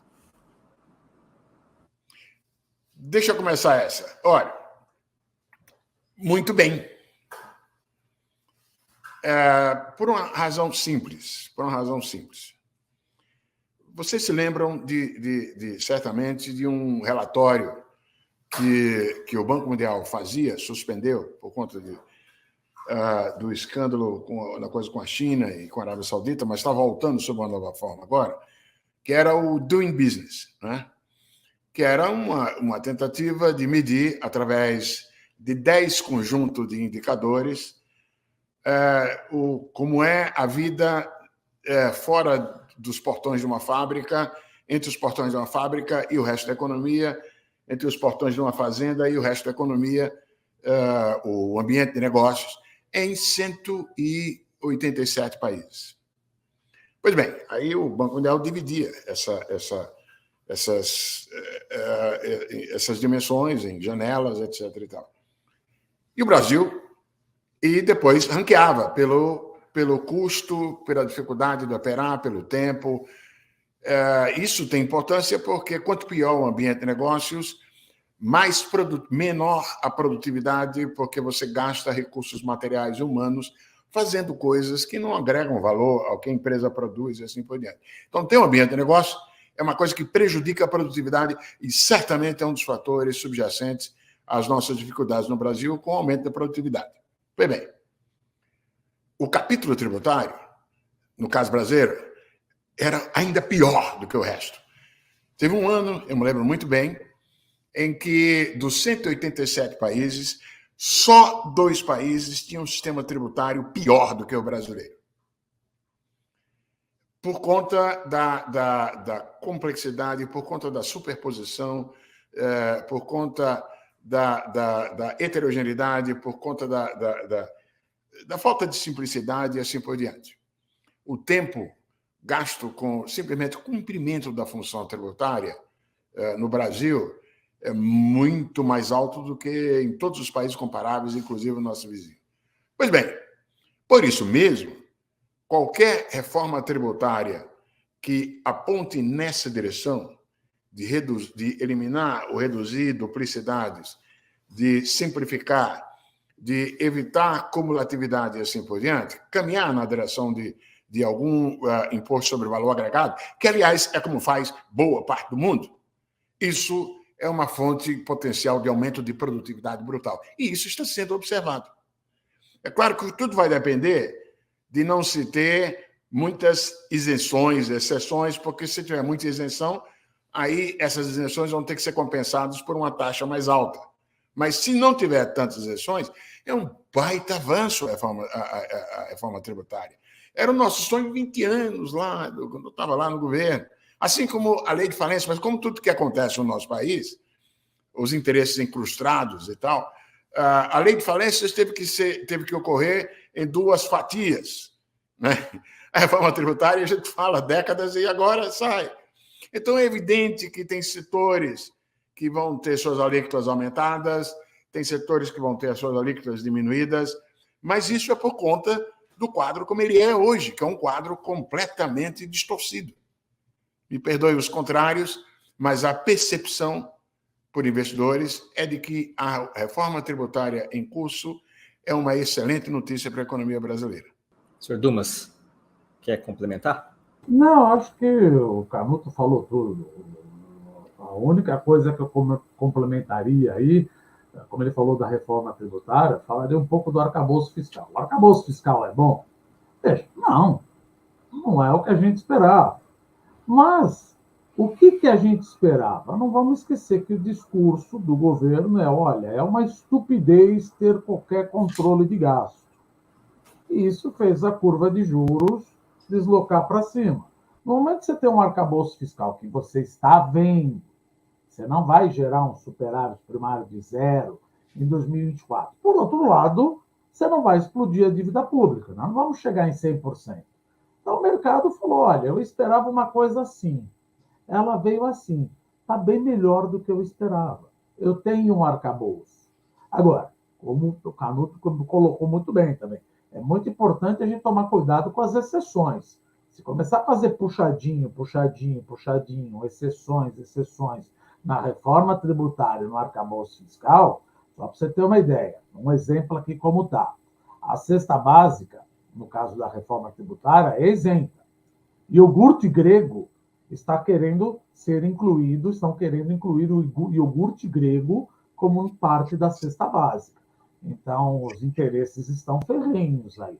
É importante que o puxadinho não seja pior do que falou, gente, aí você quebra de vez, né? Iogurte grego, parte da cesta básica, é um pouco complicado. Só um exemplo midiático aqui. Certo.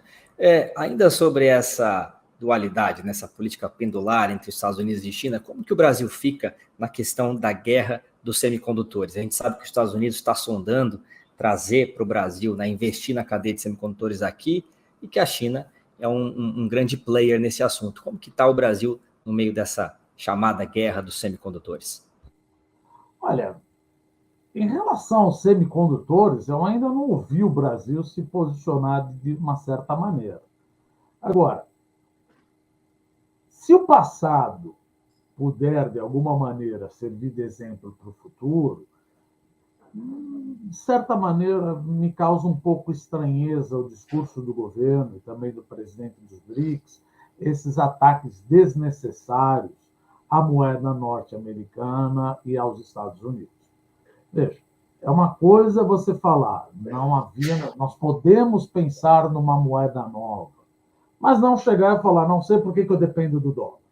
Veja, tem maneiras e maneiras de falar. Então, a hora que você fala, vai vir o semicondutor, os Estados Unidos também vai colocar algumas condicionantes. Fala, eu coloco essa fábrica, mas eu não quero que você exporte, porque você vai fazer parte do Foreign Direct Product Rule, de certa maneira. Então, aí fica, depende, eu preciso disso. Também a gente precisa pensar o seguinte, vamos ficar fora dessa briga. Não é trazendo uma fábrica de semicondutor dos Estados Unidos agora, não estou querendo dizer que eu vou falar não, mas não é assim que a gente faz uma política industrial. Política industrial não vai se fazer com BNDES. Política industrial não vai se fazer com dando automóveis de 120 mil reais. Política industrial não vai ser mais uma geladeirinha. Vai ser com educação, principalmente educação de ensino básico e saneamento básico.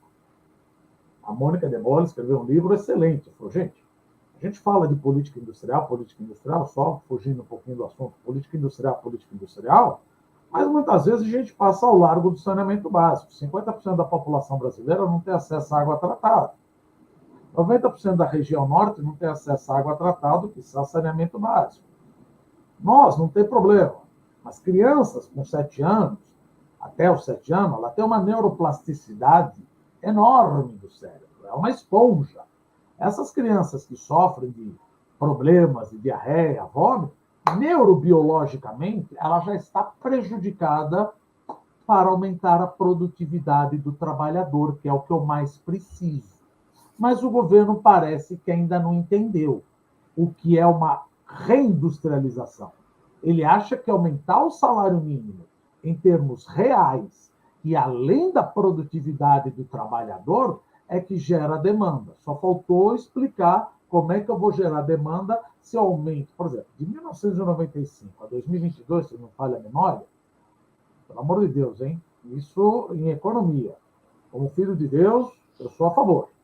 Mas o salário mínimo em termos reais subiu 90%. Alguém realmente acha que a produtividade do trabalhador brasileiro subiu 90%? Não subiu. Mas aí fica aquela coisa, você está contente com o seu direito? Gente, isso já não é ideologia, isso é contabilidade.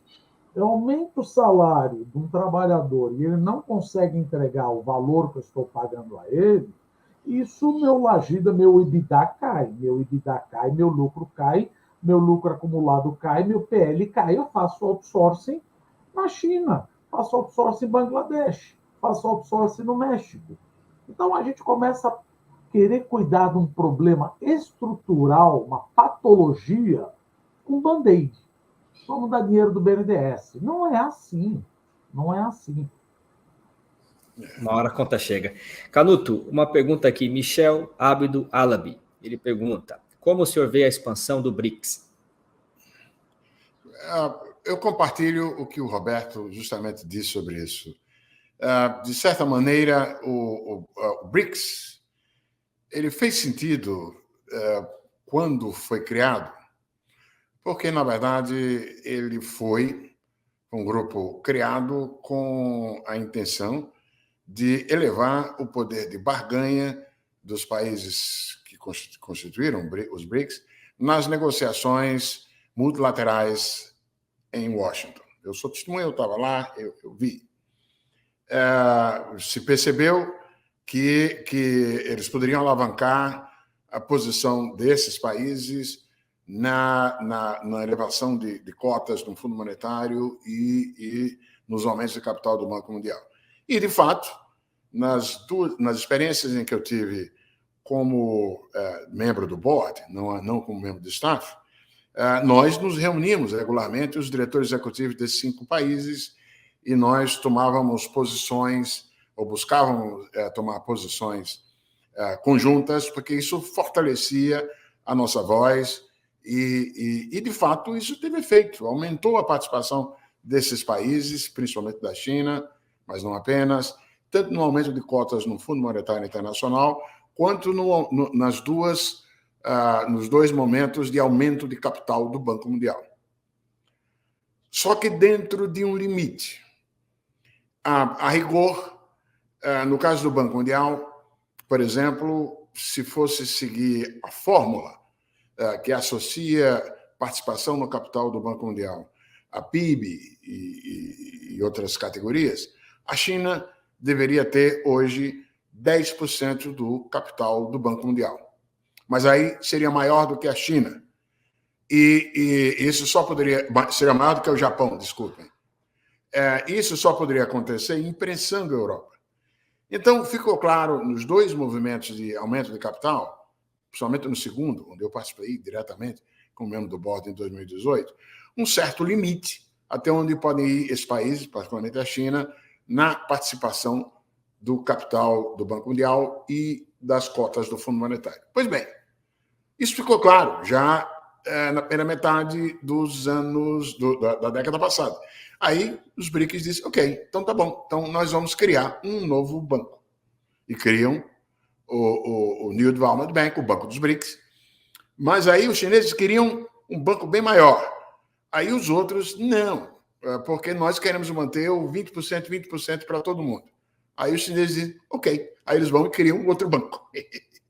o Banco Asiático de Investimentos em Infraestrutura.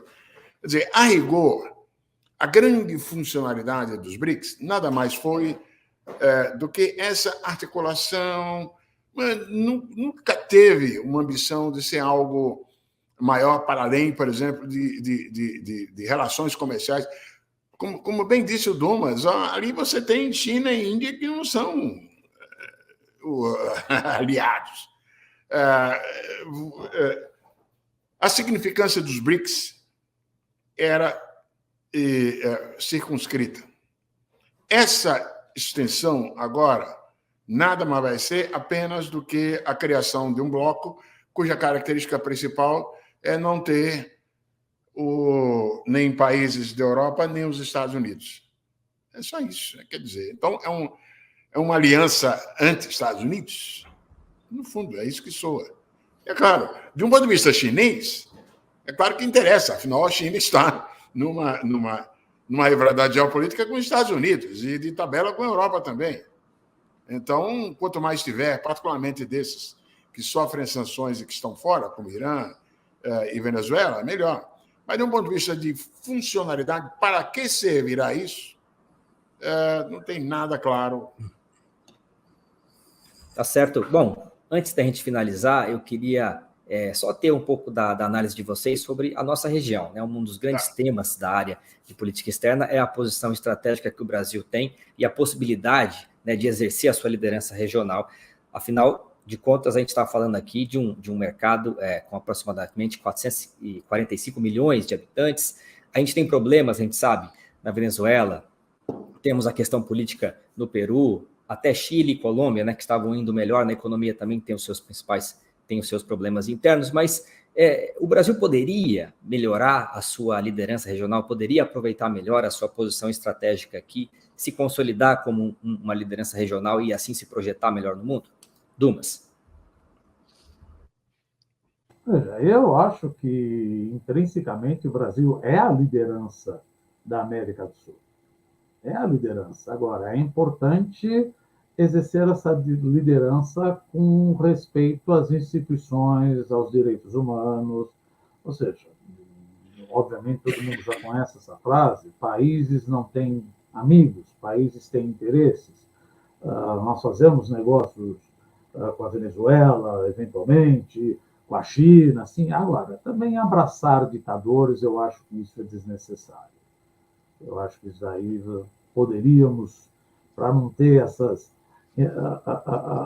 intrigas, que nem o Lacapol do Uruguai e o Lula, eu acho que é desnecessário receber com honras de Estado tanto Xi Jinping como Nicolás Maduro. Eu acho que não tem que ser ideológico. Eu acho que não é por aí. Não é essa onde eu posso exercer uma coisa com responsabilidade. Tentando complementar o Dumas, né? A última resposta que ele deu, olha, a ausência de uma integração latino-americana representa um custo de oportunidade para todos os países, inclusive para o Brasil, evidentemente, pelos ganhos que essa integração poderia propiciar. Há uns 12 anos atrás, isso foi 2011, eu e um colega no Banco Mundial, na época, fizemos um estudo comparando os processos de negociações de acordos comerciais, ou ausência no leste asiático e com a América do Sul. E o que a gente constatou é que, enquanto o Mercosul e a região optaram por formas de acordos bem ambiciosas e cheias de detalhes que não se cumprem, né? Um pouco copiando o modelo europeu, na Ásia houve literalmente uma integração física das regiões produtivas. Aí eu tenho em mente aqui Japão, Coreia do Sul, a própria China, que digamos assim, enquanto que os acordos e arranjos vieram depois, já de um grau de integração física produtiva na prática.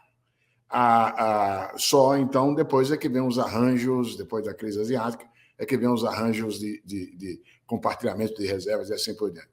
O ponto é que depende fortemente aí, de fato, de certos investimentos na integração física. Isso é muito mais importante do que acordos. Acordos são só para facilitar algo que esteja em curso.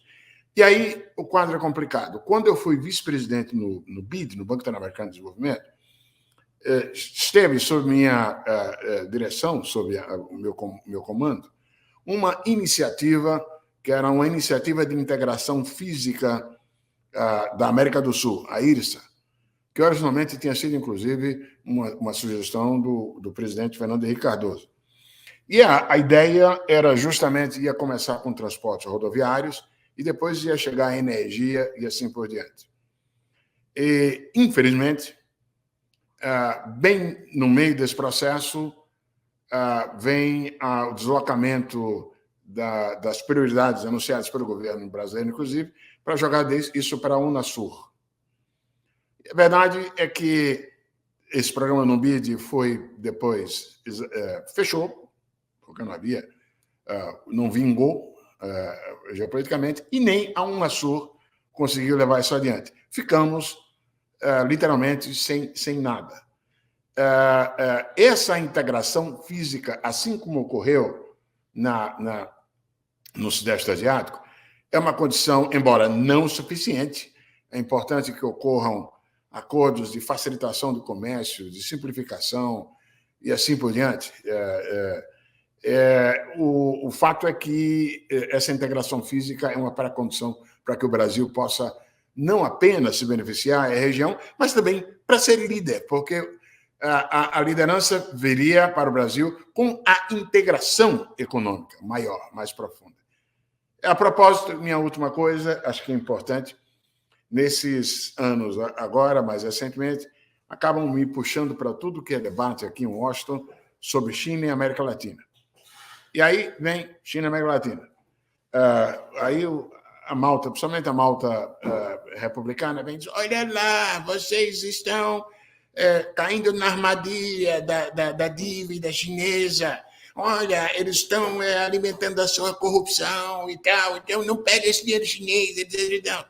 E os chineses vêm e fazendo financiamento de infraestrutura, de produção de commodities, como fizeram com petróleo para a Venezuela, e agora mais infraestrutura, etc. E tal. E aí a resposta que eu sempre dava, que é a mesma resposta que a gente escuta das autoridades da região, ok, e que alternativa vocês nos oferecem? O que é que você pode fazer para que a gente não tenha apenas essa presença crescente chinesa? Essa é que é a questão que tem que ser pensada por americanos e por europeus, se tiverem alguma intenção, de fato, de, digamos assim, manter, em termos relativos, a presença crescente da China na região. Perfeito. Bom, Café Sem Filtro, FECOM fica por aqui. Eu queria agradecer demais a presença de Otaviano Canuto, Roberto Dumas, professor Antônio Lanzana, Dr. Rubens Medrano, agradecer principalmente a você que ficou com a gente aqui até esse momento. Se você é empresário, empresária, eu convido a acessar esse QR Code para conhecer as vantagens de ser um associado, uma associada da FEComércio São Paulo. Vão receber em breve um novo e-mail com informações da nova edição do Café Sem Filtro. A gente vai ficando por aqui. Muito obrigado a todos vocês mais uma vez e até a próxima edição.